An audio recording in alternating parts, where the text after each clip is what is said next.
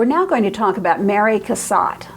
Now, Mary Cassatt's very unusual because she's an American, but she moves to Paris and she works with the Impressionists. So in a very real way, she is one of the most avant-garde of all the American artists. There are some other Americans like Whistler, of course, who are living overseas and creating art. But she is the only American who worked with the Impressionists. So we're going to start talking about Mary Cassatt. She was born in what was then called Allegheny City. It's now the north side of Pittsburgh. Her family moved around a bit when she was a child. Eventually they settled in Philadelphia, so we always think of her as coming from Philadelphia. The family was pretty well-to-do. Her father was a stockbroker, banker, financier, and they believed that travel was a good part of your education. So they went to Europe. So as a child, she's visiting Paris and Germany. Now, there was a very sad reason, actually, that they were in Darmstadt. They went to get medical help for one of their sons, and he died. And so the medical treatments weren't successful. But that's what they were over there for. But it was something that, Mary Cassatt became, at a very young age, having international experiences and learning the languages. Because, of course, when you're very young, that's the best time to learn them. Her artistic education started with the Pennsylvania Academy of Fine Arts in Philadelphia. And we've mentioned this before. We've mentioned it with Susan McDowell Akins. And we're going to hear again Cecilia Beau. So a number of these artists who became very good artists, and in the case of Cassatt and Beau, very successful artists, got their training at the Pennsylvania Academy of Fine Arts in Philadelphia. Now, they did let women attend, obviously, about 20%. I read in one source, they said about 20% of the students were female. But there were restrictions on what the women could learn. For example, they were not allowed to use live models. The men were, the women weren't. And of course, this is a large restriction if you want to learn anatomy.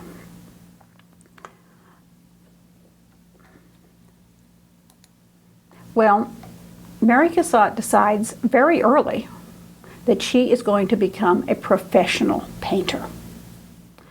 And she goes to her parents and she tells them this. And she says she wants to go to Paris to study art because she's reached the limits of what she can learn here. And so when Mary Cassatt tells her family she wants to go to Paris, she wants to be a professional painter, her father says, "I would almost rather see you dead." That's often repeated. And it takes a long time. Eventually, I think her mother sees it first, but her father sees it eventually, realizes that she is successful and then approves, but just doesn't believe that this could happen.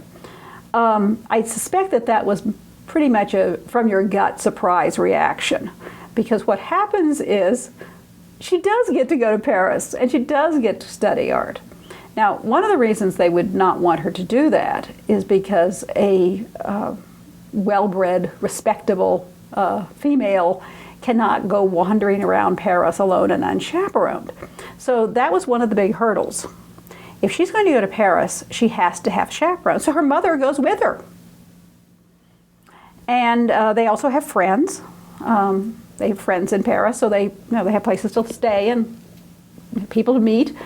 And she starts taking lessons from a number of people. Charles Chapin, and two names that are pretty well known in the history of art, Gérôme and Couture. Now, these are both very academic artists. Gérôme combines all of the academic training with an incredible realism. He he does a lot of classical and also a lot of Middle Eastern themes. Couture is probably best known for the painting The Decadence of the Romans, which appears in textbooks from time to time. So she's taking these from these very, very academic artists. She is not allowed to enroll in the École des Beaux-Arts, the School of Fine Arts in Paris. No woman can be enrolled there. No woman can be a student there. So she takes private lessons. And of course, one of the things she does, as all artists who are learning do, is they copy at the Louvre. So, she's getting a very good, solid, traditional foundation for her art. Now, she is accepted to a number of the salons being, as you'll recall, the annual exhibition put on by the Academy of Fine Arts. And it's really the government-sponsored exhibition. It's a juried exhibition. To be considered a professional artist, you have to be juried into the salon, essentially. She was able to be juried into the salon. I was really curious to see what it was, and I did a lot of searching on the internet to find some of the pictures, and I found this one. It's called A Mandolin Player. It's very dark, and it was the first work that she had accepted to the salon in 1868. She continued to be juried in most years.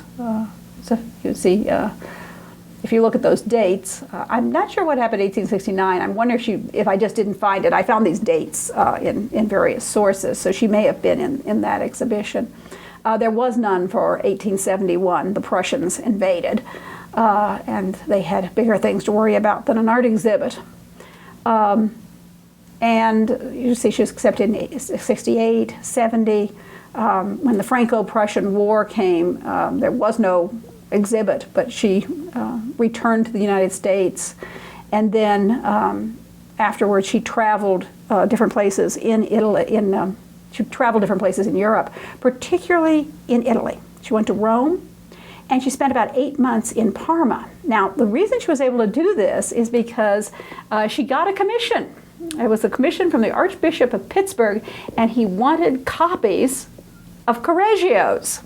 So he paid for her to go to Parma and copy the Correggio's.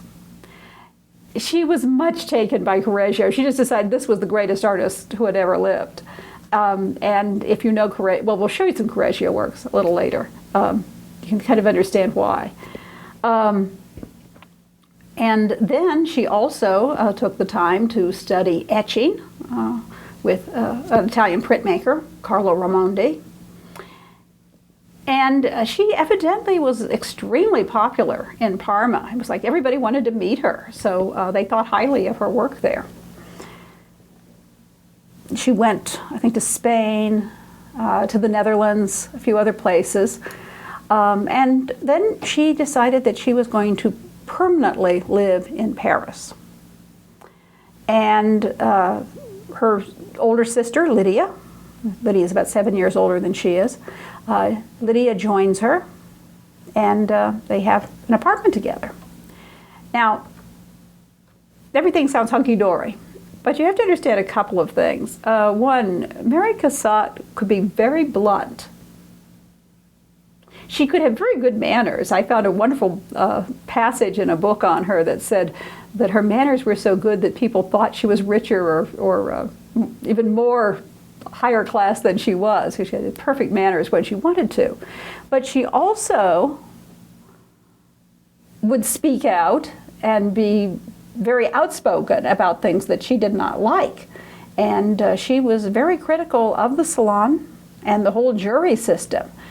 She felt particularly that women didn't get a fair deal, that women's work was often just treated with contempt because they were women, and it was very helpful to have a friend or someone on the jury in order to get in. Well, obviously she had been able to overcome that and be juried in.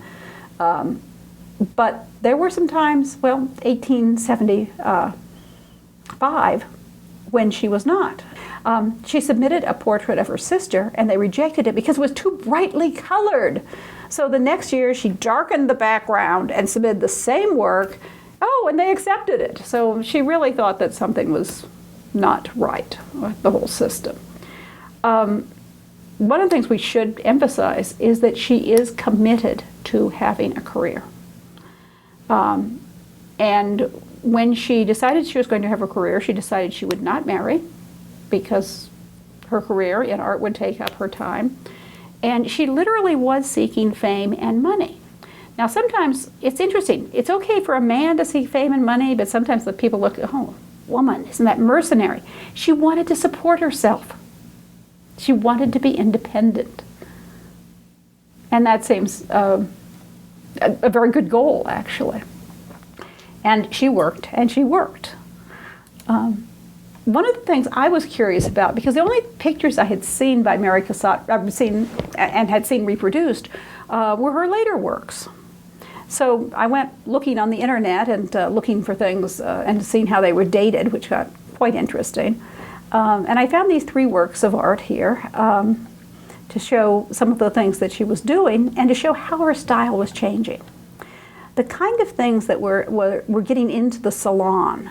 You see this on a balcony during Carnival, this sort of Spanish picture. And this is probably related to the fact that she was in Spain, and then before she settled in Paris. But this sort of Spanish-looking theme, and kind of a dark and somewhat genre-like, but very, very well painted. So that's accepted into the salon. That's, like traditional work. They've seen that kind of thing before. Then I found this very odd picture of a head of a young girl with just loose brushwork, all over the place. No explanation. The dates, it's not dated, so dates on her that I found in different places were from 1872 to 1876.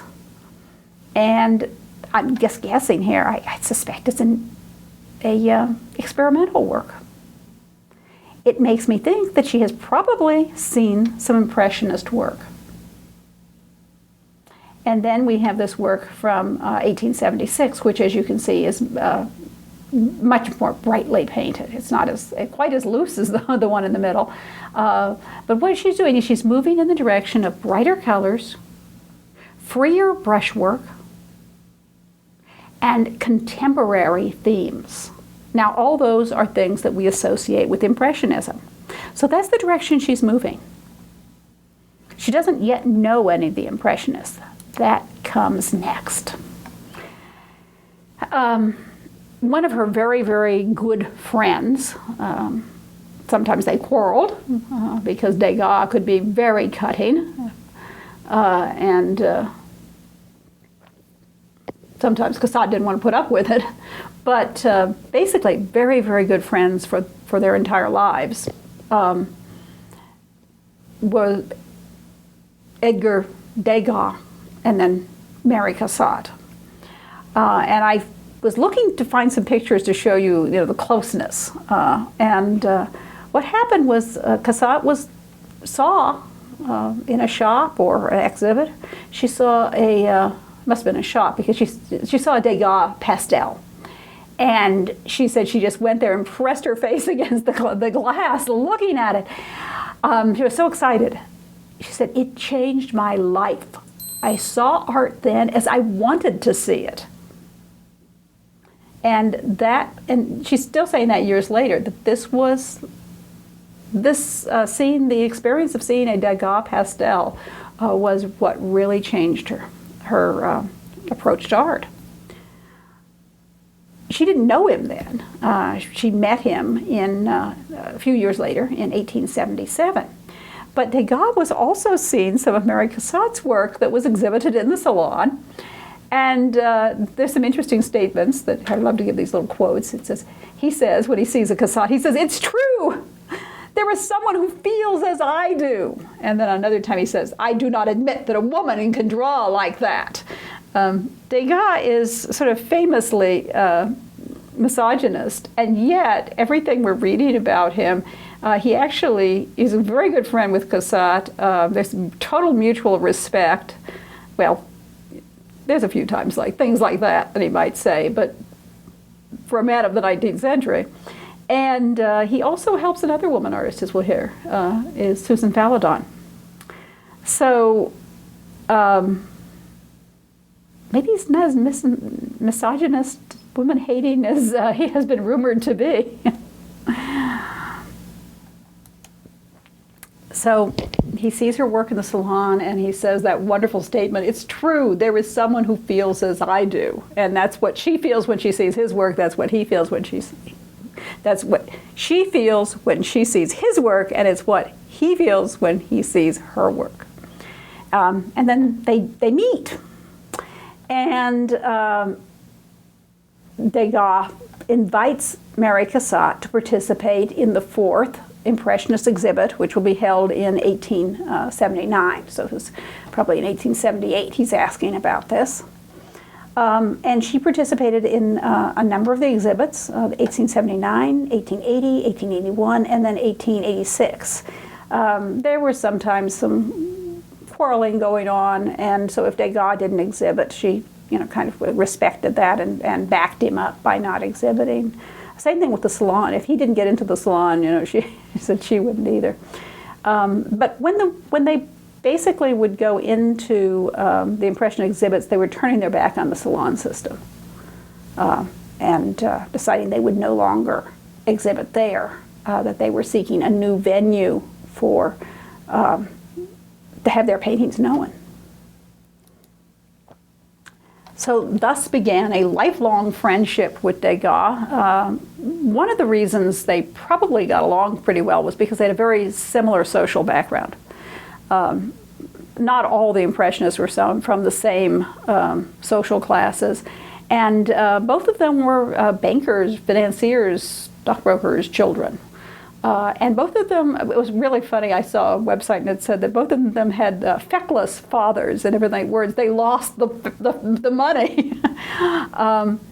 But they were from that upper middle class stratum, so they have that in common. But they both really seemed to be very interested in what the other one was doing. And it used to be very common to say, oh yes, Mary Cassatt was so influenced by Degas, and make it sound as though she couldn't do anything on her own. Well, of course that's not true. And as people looked at it a little further, they realized that, oh yes, he was the older artist, and she was profoundly influenced by him. But as they become friends and they're working and they're seeing what each other is doing, there becomes a kind of mutual reciprocity where the younger artist can influence the older artist. So there are some things they do. They both paint scenes of contemporary urban life. Now, what they're painting may be very different because Degas is a man. He can go to places that Mary Cassatt could not possibly go to as a respectable young woman, as a respectable older woman, either as a respectable woman. So she's painting basically places that she can go. And we've heard this, of course, with Berthe Morisot. So you'll see things happening around the house, painting family, friends, and also places they're allowed to go out, such as the theater or the opera. And that's what we're looking at here. A woman who has come to the theater and is in her box and is presumably enjoying the play. Both of them pick very unusual points of view, particularly as you can see here, this high view where you're looking down. And although I have seen that, I was fascinated when I saw that in Artemisia Gentileschi's La Pictura. I thought, my goodness, this is something that Degas and Cassatt are supposed to do in the 1800s. So it does happen, but it is a fairly unusual point of view.